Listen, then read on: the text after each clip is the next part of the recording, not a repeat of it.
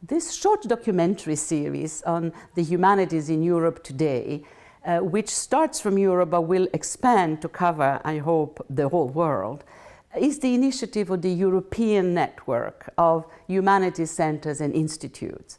We decided collectively with our colleagues that it would be a good idea to present a series of portraits of leading figures in the humanities in our part of the world, and to use them as sources of inspirations, as role models, if you wish, for practitioners and students alike. The portraits of these very sort of charismatic, highly accomplished, distinguished professionals accomplishes another aim. It allows us to trace a genealogical sort of portrait of where the humanities have been, where they are at today, and where they could go, insofar as each person that we interview is asked to trace their own itinerary, past, present, and future. And simply by asking a question like, what was your faculty called when you studied as an undergraduate? And noticing the semantic, the institutional, the political transformations that the field has gone through. Just by doing that, I think the viewers should be in a position to measure the extent of the changes and the extent of the vitality of the field. The hope of this mini-series is indeed that we can collectively, as practitioners but also as spectators, express our love for, our trust in, our respect for this amazing field of the humanities at a time in its history when it is coming under attack in the press, in the public debate, in policy making and financial decisions that are really penalizing this field. The humanities in the 21st century, as you will see in the different portraits of these great figures we're offering to you, are a vital, vibrant, critical, creative, extremely accountable field, proud of its history, confident of its place in the world, and very hopeful for the future. We really hope that you will enjoy watching these great figures, and maybe you will be yourself tempted to run out and interview somebody that you know in your own neighborhood, in your own circles, because the humanities are everywhere and for everybody. Cervantes est très intéressant parce qu'il y a deux personnages. L'intellectuel, il est dans les livres, et puis un autre personnage qui est les pieds sur terre, hein, le peuple et l'intellectuel. Hein, et ça, c'est l'alliance entre les deux. Voilà, ça, c'est bien, Cervantes. Il faut vous dire que dans ma vie, j'ai d'abord été un scientifique. C'est-à-dire que j'étais étudiant dans les questions de mathématiques et de physique. Et à un certain moment, j'ai bifurqué pour choisir les sciences humaines. Et j'ai choisi les sciences humaines à cause d'un événement particulier ou d'une rencontre particulière. Je suis né en 1930, donc j'avais 9 ans à la déclaration de guerre et 15 ans à la fin de la guerre, la Seconde Guerre mondiale. Et l'événement qui a été le plus important dans ma vie, de scientifique, ça a été l'explosion de la bombe atomique à Hiroshima et à Nagasaki. Et cette explosion a été décisive pour une raison philosophique. Avant le Manhattan Project, nous étions tous persuadés dans le monde que la science était toute bonne et seule bonne. Et cela s'appelait le scientisme. Et tout d'un coup, une crise de conscience extraordinaire, mais la science est mauvaise puisqu'elle prépare précisément la mort de milliers d'hommes. Et donc, toute la communauté scientifique a été saisie pendant une dizaine d'années, peu à peu, hein, parce que ça ne s'est pas fait tout de suite, de ce problème-là. Et je connais beaucoup de scientifiques, physiciens par exemple, qui sont devenus biologiques parce qu'ils voulaient quitter la science de l'atome. Et moi-même, qui avait 15 ans à l'époque, qui a commencé par faire de la science, j'ai beaucoup réfléchi aux questions d'Hiroshima et de Nagasaki, et cela m'a amené aux sciences humaines, c'est-à-dire aux humanities, aux humanités, parce que précisément la question se posait dans les sciences et ne pouvait être résolue que par la philosophie. Vous voyez? Et par conséquent, il y a eu une bascule chez moi de la science à la philosophie à cause de cet événement en particulier, à cause d'Hiroshima et de Nagasaki. Et par conséquent, je n'ai pas vraiment choisi les sciences humaines. Elles se sont imposées à moi parce que précisément cet événement était décisif pour toute ma génération, la génération d'avant moi et la génération d'après moi. Alors par la suite, évidemment, les questions concernant la science ont été générales, la chimie, la biologie, etc. Mais ça a toujours été la même question de l'éthique des sciences, de tous les problèmes qui touchaient la notion de progrès. Et donc il était nécessaire d'étudier cette question à la lumière de la philosophie, et donc je suis rentré dans les lettres. Je parlais des sciences et des lettres. Et depuis toute ma vie, les humanités ont été pour moi une sorte de bridge, de pont, between hard science and soft sciences. Vous voyez? Lorsque vous parlez de position, il faudrait définir un lieu bien particulier où j'habite dans la totalité du savoir. Hein? Eh bien non, je n'ai pas de position. Parce que, puisque je vous ai dit tout à l'heure que j'étais dans le pont entre les sciences et les lettres, ben, je n'ai pas de position, puisque je suis précisément dans la relation entre les deux. Et je crois que la grande tradition philosophique, c'est cela même, c'est-à-dire non, pas de position. Vous savez, quand vous allez voir le médecin, il y a des médecins généralistes et des spécialistes. Eh bien, la philosophie est généraliste et les autres disciplines sont les spécialités.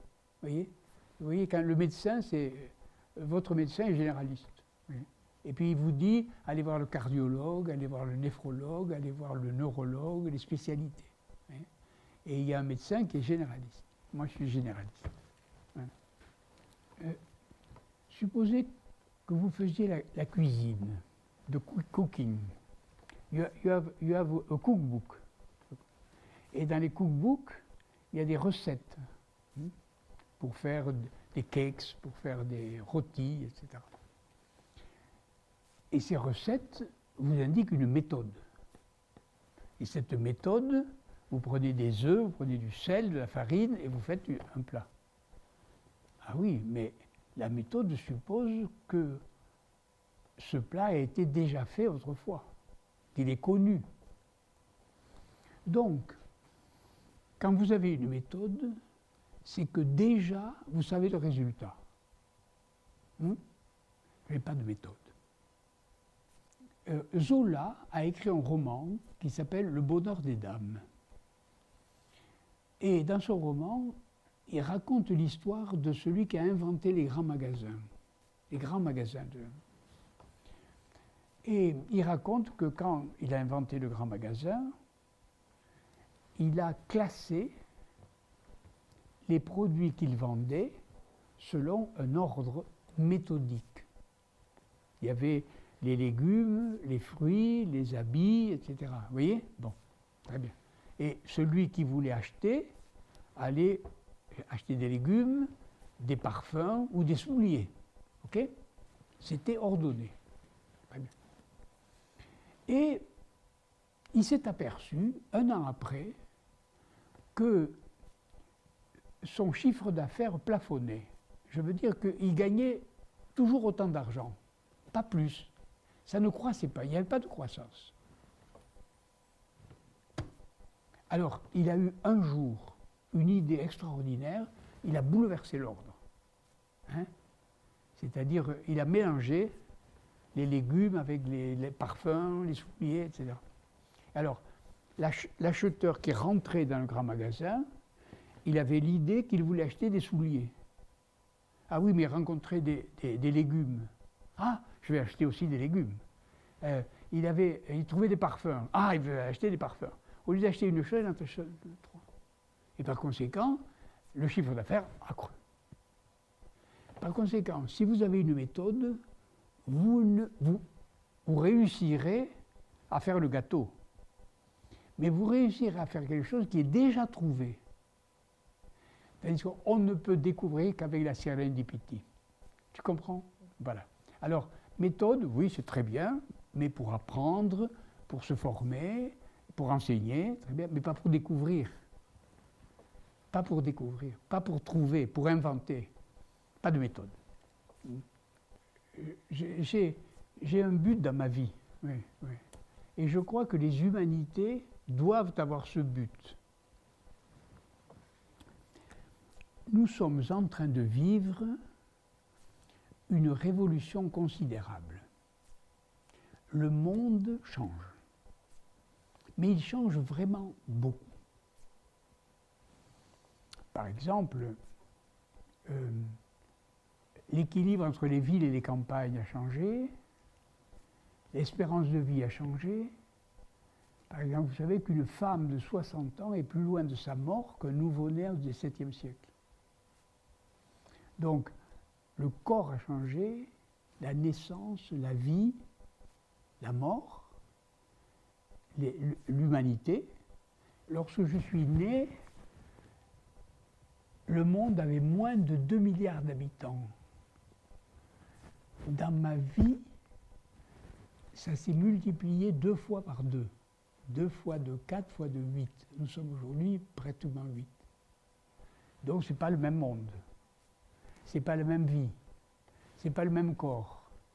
Tu vois? Mais nous avons les mêmes institutions, la même politique, les mêmes gouvernements, le même droit. C'est pas possible. D'un côté, il y a le monde, tel qu'il est, le monde humain, et de l'autre côté, l'histoire. Là, il y a un changement considérable. Et ça, c'est comparable à ce qui s'est passé quand on a inventé le mot humanisme. Quand on a inventé l'humanisme, c'était la Renaissance, tu vois. Et à la Renaissance, il y a eu un changement from the Middle Ages jusqu'à Renaissance, ok? Exactement comme le nôtre. Et là, tout avait changé. Il fallait donc inventer une nouvelle culture, de nouvelles institutions, une nouvelle manière d'être ensemble, etc. Et par conséquent, le but aujourd'hui, c'est d'essayer de préparer cette nouvelle culture, ces nouvelles humanités. C'est un travail considérable et nouveau, mais passionnant, intéressant. Je crois que l'université doit changer. Parce que le modèle universitaire tel qu'il est dessiné date du début du XIXe siècle. C'est pratiquement un héritage allemand du début du XIXe siècle. Date aussi du Moyen-Âge, les universités du Moyen-Âge, tu vois. Et date aussi peut-être des institutions grecques, tu vois, de la paideia hellénique. Et par conséquent, c'est très bien. Et il n'y a rien de meilleur pour former des chercheurs, etc. Mais aujourd'hui, elle est secouée par ce tremblement de terre, par ce earthquake under the university, qui est le monde contemporain, le monde moderne. Et il y a de nouveau le même écart entre le monde contemporain et l'université qui est ancienne, qui a été faite dans un monde qui n'était pas celui que le monde est devenu aujourd'hui. Tu vois ce que je veux dire? Donc il faut qu'elle change certainement. Comment? Je ne sais pas encore. Mais je crois que la question est comment changer l'université aujourd'hui? Je te donne un exemple. J'ai écrit un livre, Petite Poussette, sur le numérique aujourd'hui, sur les questions numériques. Et des architectes viennent me voir en me disant nous dessinons une université, nous avons reçu une commande, et puisque vous avez écrit ce livre, dites-nous comment l'université doit être dessinée pour demain. C'est impossible de répondre. Tu vois ce que je veux dire? Et c'est là le problème. Hein. Alors, ce qui touche l'université touche aussi le gouvernement, la politique, la démocratie, etc. La tension entre le monde tel qu'il est et les institutions qui toutes sont relativement désuètes. Voilà.